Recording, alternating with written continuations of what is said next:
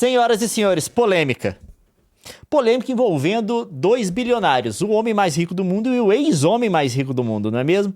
Se você não sabe, teve uma série de entrevistas, duas que eu consegui identificar até agora, uma para o Financial Times e outra para o New York Times, que o Bill Gates fez. Bill Gates, ele é o ex-dono da Microsoft, mas o nome dele ainda está vinculado à empresa porque ele é o fundador da empresa, o cara que idealizou o Windows e outros softwares também, até onde eu sei.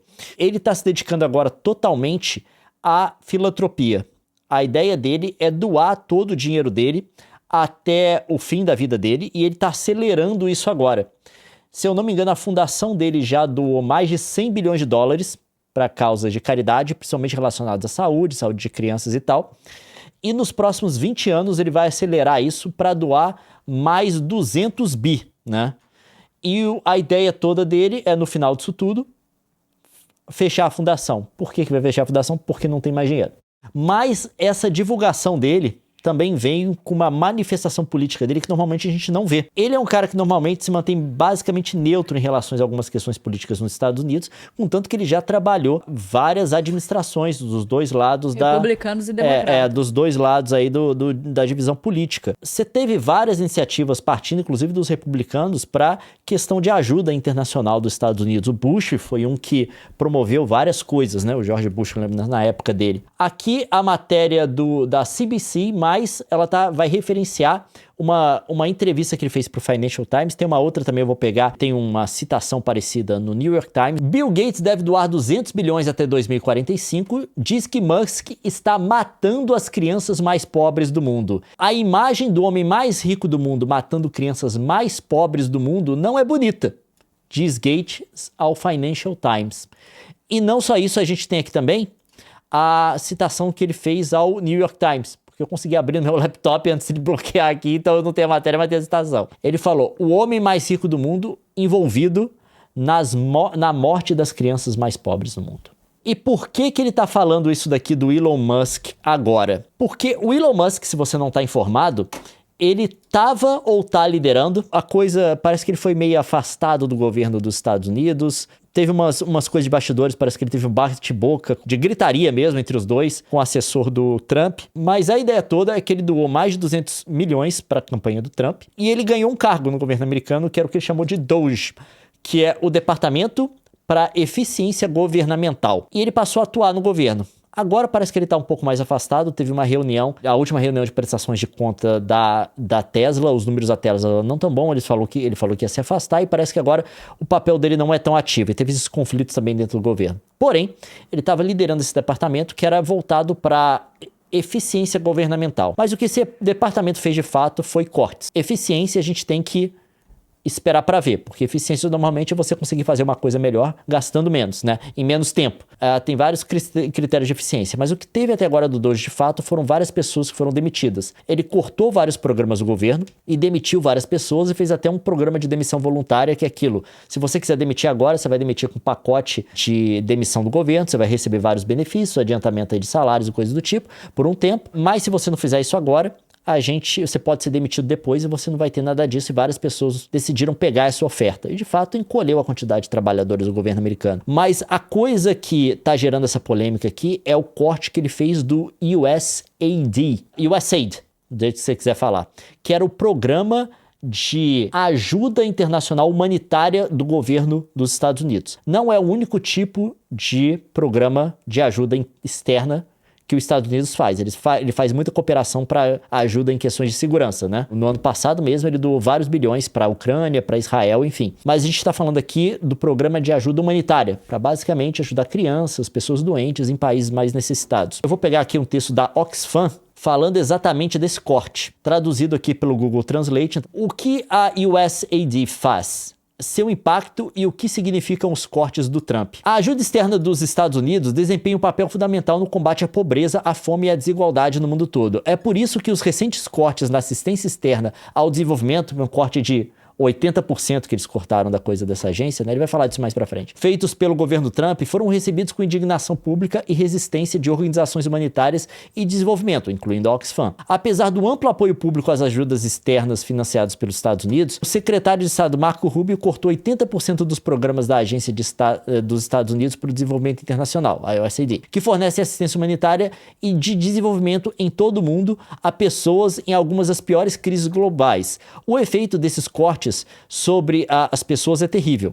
Pelo menos 23 milhões de crianças correm o risco de perder acesso à educação e até 95 milhões de pessoas perderiam acesso a cuidados básicos de saúde, o que poderia levar a mais de 3 milhões de mortes evitáveis por ano. E aí você tem que lembrar que teve uma série de fake news e coisas que correram. Tinha um cara falando que gastaram, acho que $500 milhão para comprar camisinha pro Hamas, uma coisa assim. Mentira, inventaram Enfim, um monte de coisa. Tem várias coisas. Mas a questão existem várias pessoas que têm essa posição de que o governo não tem que ajudar ninguém do lado de fora. Isso daqui é uma ajuda muito pequena, tá? É uma fração do que o governo faz de ajuda de segurança para outros países. É uma fração muito pequena. No orçamento geral dos Estados Unidos é um traço isso aqui. Só que tem aquele problema. Muita gente acredita nisso, não tem que ajudar os outros. Mas uma vez que a ajuda existe, e se você retirar, você vai estar condenando pessoas, principalmente populações vulneráveis, crianças, à morte, porque a USAID fazia muita coisa, era ajuda de todo tipo de doença, HIV, tinha várias coisas ali, tá? Doenças tropicais, tem várias coisas que eles faziam. E assim, gente, não é de graça, tá? Porque assim, você tem um impacto político disso. Você compra influência, você compra influência. Você tem um motivo político, você tem um interesse político disso também. É um custo muito baixo para o ganho político que você tem com essas ações. É porque tem que deixar claro que o pessoal acha que era bondade. Não era. Existe um interesse pragmático, exatamente. Mas uma vez que você já dá esse dinheiro e você tirar esse dinheiro, vai significar que pessoas vão morrer? É ético você fazer isso? Sendo que, obviamente, a gente está falando de um governo que está extremamente disposto a ajudar quando a questão é segurança. Principalmente na segurança de Israel. Vamos colocar aí que os Estados Unidos, a última doação deles foi o quê? 20 bi, né? Uma coisa assim. E assim, de tudo que os Estados Unidos pode cortar, e eles estão querendo aumentar agora o orçamento de segurança dos Estados Unidos. Eles querem um orçamento de segurança de 1 trilhão, uma coisa assim. É desumanidade, né? Mas não é só isso, né? Lembrando que o responsável por esses cortes e quem tomou a frente... Hoje, né? Capitaneado pelo Elon Musk, 70% das agências que sofreram interferência do Doge para cortar gastos ou, sei lá, acesso à informação, documentos, 70% delas têm negócios com empresas do Elon Musk. O Elon Musk tem conflito de interesse com 70% do Doge. Dos alvos do Doge. Ou porque está sendo processada, ou porque tem uma fiscalização, ou porque tem alguma coisa que quer aprovar, algum contrato no qual ele tem interesse. De fato, esse conflito de interesse é um treco... Quando você coloca um empresário que tem tantos negócios, né, que atingem tantas áreas, e ele está decidindo sobre agências nos Estados Unidos, a ação dessas agências, não tem o que falar, né? O nome certo é corrupção, né, gente? A grande questão foi esse corte da USAID. Isso vai ter um impacto grande no fato de se várias crianças vão sobreviver ou não. É muito fácil a gente chegar e falar assim, não, tem que cortar ajuda, não tem que ajudar ninguém, coisa do tipo. Mas quando você consegue contabilizar o sofrimento que isso vai causar, sabe? E o quanto que seu país gasta com outras coisas que é difícil justificar um orçamento tão grande para segurança, que é tipo assim, é mais que o dobro dos segundo, terceiro, quarto, quinto lugar somados, uma coisa assim, né? É extremamente complicado isso daqui. Mas é isso, a gente tá vendo aqui uma crítica do Bill Gates, parece que de fato ele tem se comprometido, porque teve há um tempo atrás um pledge que vários bilionários fizeram para doar até o fim da vida as suas riquezas. Fortunas, Só que não tem no objetivo de tempo. Cronograma. O cara pode doar tudo, tipo assim, pode doar tudo um dia antes de morrer, não é mesmo? O Bill Gates é um cara que tem doado. Ele já doou mais de 100 bi na fundação dele, não é pouco dinheiro. Em alguns países da África, ele ajudou a montar um sistema de saúde onde não tinha. De fato, o treco é quantificável. Mas tem, obviamente, a galera que prometeu e não tá doando nada, né? Porque gosta da publicidade de ter o nome dele lá no pledge, na promessa, mas não, né? Mas não. A gente sabe dos esquemas também de criar fundações para ter isenção de imposto. Tem várias coisas. Tem várias coisas nesse sentido, ninguém é ignorante sobre isso. Agora, não tô falando dos que usam isso para isenção de imposto, que tenham realmente uma sacanagem, mas no caso aqui em que você consegue quantificar, é um fato também, né? Precisa ser considerado também. Aí a gente tem aqui o caso de um bilionário que comprou a vaga dele no governo com dinheiro de... É uma corrupção legalizada, mas é um tipo de corrupção. O cara pode basicamente abrir o bolso dele, dar dinheiro para a campanha de um político, eleger Isso é esse legalizado político. lá nos Estados Unidos, porque no Brasil isso seria abuso de poder econômico com toda certeza. E ele ganha um cargo para poder intervir em agências nas quais ele tem um interesse direto. É um treco, assim, bizarro. É bizarro isso.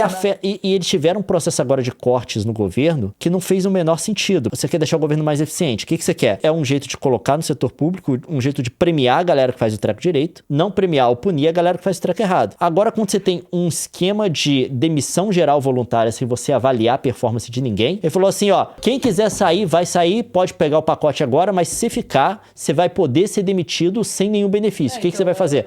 Aí um monte de gente competente pega, pra que eu vou me submeter a isso? Eu tenho gente competente no setor público e gente competente no setor privado. Eu tenho total condição de pegar um negócio no setor privado. Pra que eu vou me submeter a isso? Parece que é um treco só assim. Ele corroeu a burocracia americana, né? Ele corroeu quem sabe fazer os processos. Ele corroeu os sistemas de fiscalização, de controle. Fez um rebuliço. Mas na prática, o que ele fez foi assumir as chaves dos cofres e dos bancos de dados das agências. Então, assim, ele tá com acesso, é um bilionário e que agora ele tem acesso a tudo, indiscriminadamente, a todo tipo de informação de segurança e tudo. Ele tem acesso.